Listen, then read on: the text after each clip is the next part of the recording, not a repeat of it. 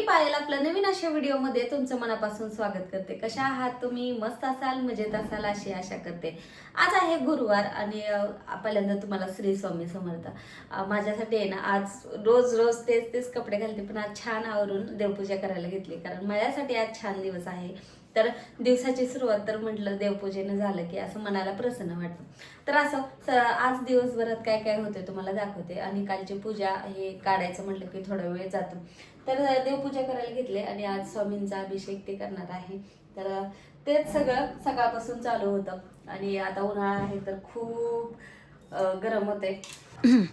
प्रत्येकाच्या जीवनामध्ये सुखदुःख येत असतं, तसंच चांगले दिवस येतात, काही वाईट दिवस येतात। काही चांगल्या कामाची सुरुवात तर काही चांगल्या दिवसाची सुरुवात आपण चांगल्या गोष्टीपासून करायला केली तर ती चांगली होते असं म्हणलं जातं। त्यामुळं माझ्यासाठी हा दिवस खूप छान असा होता, त्यामुळे सकाळच्या देवपूजेने ती सुरुवात व्हावी असं मला वाटतं। तसंही माझ्या जीवनामध्ये मी प्रत्येक गोष्ट ही देवाच्या पूजेपासूनच करते, त्यामुळं मनामध्ये एक प्रकारचा विश्वास तयार होतो की आपण जे करणार आहे आणि जे होणार आहे ते आपल्यासाठी खूप चांगलं होणार आहे। तो विश्वास येणं हेही खूप महत्त्वाचं असतं। त्यामुळं सकाळच्या देवपूजेपासून माझी सुरुवात झाली, कारण हा दिवस माझ्यासाठी खूप म्हणजे स्पेशल होता, कारण आपणच आपले दिवस स्पेशल केले पाहिजे। त्यामुळं मग मी देवपूजेपासून त्या दिवसाची सुरुवात गोष्ट मी घेतली आहे आणि खूप छान आहे। आता हे आहे ना, आपल्याला आलं लसूण एकत्र ठेवायचं, सगळे म्हणजे आलं ते काढताना आपल्याला सगळे असे डबे काढावे लागतात। तर त्याच्यापेक्षा आहे ना हे ह्याच्यात थोडंसं काढून ठेवलं ना, आपल्याला फोडणी द्यायचं म्हणलं की ही एक डब्बा घेतला तर होऊन जातं। आणि खूप दिवसापासून मला घ्यायचा होता आणि खूप क्वालिटी तर छान आली आहे।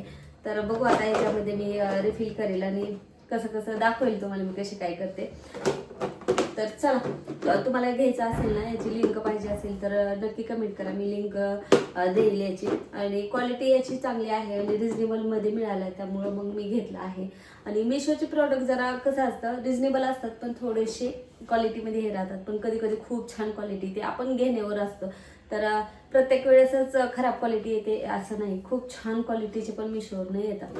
तर चला, एवढ्या गरमीमध्ये जायचं, चलो।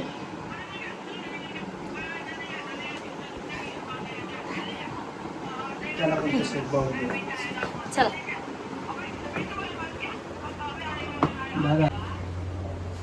कसलं ऊन आहे, कसलं उन्हात जायचं, चलो चला चलो। उन्हाची तीव्रता एवढी असताना मी निघाले होते बाहेर आणि मला थोडी खरेदी करायची होती, म्हणून म्हटलं चला आता ऊन म्हणून आपण घरामध्ये बसलं तर माझी कामं खूप दिवसाची पेंडिंग तशीच राहिलेली आहेत। त्यामुळं मग उन्हामध्ये आम्ही निघालो होतो। तर आता चालू आहे अधिक मास, तर अधिक मासामध्ये नवऱ्याने बायकोसाठी जोडवे घ्यावी म्हणतात, त्यामुळं नवऱ्याच्या जीवनामध्ये भरभराटी येते असं म्हणतात, म्हणजे नवऱ्याच्या म्हणजे आपल्याच जीवनामध्ये भरभराटी येते असं म्हणलं जातं।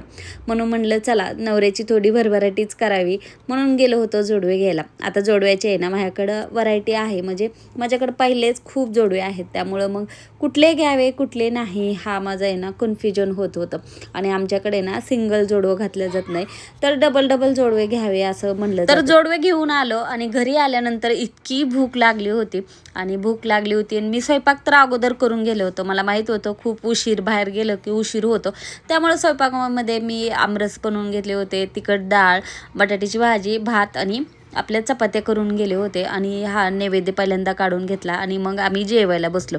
तर आमचं जेवण झालं आणि मग संध्याकाळच्या वेळेसला ना मुलाला ना पुरी खायची होती, त्याला आमरस पुरी आज खायची होती। तर मग म्हणलं चला त्याला खायची आहे ना, तर मग मी थोड्या त्याच्यापुरत्या 2-3 पुऱ्या करून दिल्या, कारण आहे ना तो खूप कमी वेळेस असं होतं की तो मागतो की मला हे खायचं ते, म्हणून मग आईला तर असं वाटतं ना आपल्या मुलाने पोटभर जेवावं, त्यामुळं ती माझी तयारी असते। तर त्यानंतर आम्ही संध्याकाळी गेलो होतो तुळशीबागेमध्ये। आता तुळशीबागेमध्ये म्हणजेच राम मंदिर परिसरात गेलो होतो। आता तुळशीबाग आणि राम मंदिर ते जवळच असते, त्यामुळं असं म्हणताना मी तुळशीबागच म्हणते। तर तिथं गेलो होतो। आता अधिक मासामध्ये आहे ना पितळी तांब्या हे खरेदी केलं जातं, त्यामुळं मग म्हणलं चला थोडीफार आपली अधिक मासाची खरेदी होऊ द्या। त्या मग थोडीफार खरेदी केली. आता खरेदी काय केली आहे ना मी तुम्हाला पुढच्या व्हिडिओमध्ये दाखवेल. आणि त्यानंतर आम्ही बाहेर गेलो होतो जेवण करण्यासाठी, कारण आपले जे दिवस चांगले असतात ना ते आपणच स्पेशल करायला पाहिजे दुसऱ्याकडनं अपेक्षा करण्यापेक्षा. त्यामुळं आम्ही आहे ना जेवण करून आलो आणि छानपैकी घरात आम्ही केक कटिंग पण करून घेतलं. तर असा माझा छान असा दिवस गेला आणि खरंच खूप छान वाटतं आपलाच दिवस आपण असं स्पेशल बनवल्यानंतर. तर असो, आता हे तुम्हाला दुसऱ्या दिवशी दाखवते. दुसऱ्या दिवशी शुक्रवार होता. तर शुक्रवारी आहे ना मी धनलक्ष्मी कुंचम भरते. आता कुंचम सेवा तर आहे ना खूप जणी करतात आणि खूप छान त्याचं अनुभव. हा महिना तर असा आहे की या महिन्यामध्ये आपण जेवढी सेवा आपल्याला जमेल तेवढी करणं महत्त्वाचं असतं. आता दुसऱ्या गोष्टीही केल्या जातात, पण जेवढं आपल्याला पूजा जप तेवढं करेल तेवढं कमीच आहे. तर आता अधिक मासामध्ये ना लक्ष्मीची जेवढी पूजा करता येते तेवढी मी करतेच, पण शुक्रवार असल्यामुळे ना या दिवशी आपल्याला कुंकुमार्चन करायचं. आता कुंकुमार्चन तुम्ही फोटोवरही करू शकता किंवा एखादी मूर्ती असेल तर करा, पण आहे ना श्रीयंत्रावर कुंकुमार्चन करावं असं म्हणलं जातं. आणि श्रीयंत्र आपल्या घरामध्ये ठेवल्यानंतर आपल्या घरामध्ये ना एक प्रकारची पॉझिटिव्हिटी ती म्हणतात. आणि हे श्रीयंत्र म्हणजे लक्ष्मीचं आसन असतं असं म्हणलं जातं. त्यामुळे जिथं आसन असेल तिथं लक्ष्मी राहते, नांदते असं म्हणतात. तर त्यामुळं श्रीयंत्रावर आहे ना जर शुक्रवारी आपल्याला आहे ना कुंकुमार्चन करायचं आहे. आणि हे कुंकू आहे ना आपण देवाला लावता येत नाही, आपल्या स्वतःलाच लावण्यासाठी ठेवायचं. आणि तुम्ही आहे ना तेच कुंकू डबल कुंकुमार्चन करण्यासाठी वापरू शकता. त्यामुळे त्याच्यात आहे ना एवढं ते कुंकू प्रभावित होतं. त्यामुळं ते कुंकू आपण आहे ना दुसऱ्याला देण्यापेक्षा स्वतःच यूज करावं असं मला वाटतं. कारण एवढं प्रभावित कुंकू दुसऱ्याला दिलं तरी चालतं, पण मी स्वतःच यूज करते. तर असं छानशी शुक्रवारची पूजाही करून घेतली होती आणि कुंचम भरला होता. आणि या दिवशीच माझं वैभव लक्ष्मी व्रतही असतं. त्यामुळं मग संध्याकाळी मी त्याची ही छोटीशी पूजा मांडते. अधिक मासामध्ये ना कुलदेवतेची ओटी पण भरली जाते. तर ती ओटी ही माझी भरायची राहिली आहे. तर तीही मी दाखवेल कशी भरायची आणि काय काय घ्यायचं त्याच्यामध्ये. तसंच आहे ना दुर्गा सप्तशतीचा पाठ केला जातं. खूप साऱ्या गोष्टी आहे ना या महिन्यामध्ये केल्या जातात आणि तेवढ्या केल्या तरी खूप कमी असतात, कारण हा महिना तेवढा स्पेशलच असतो.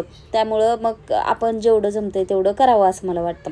तर आहे ना संध्याकाळची दिवाबत्ती करायला घेतली. आणि मला आहे ना या दिवशी वैभव लक्ष्मी व्रत हे असतं. त्यामुळे वैभव लक्ष्मी व्रताची ही मांडणी मी लगेच करून घेतली.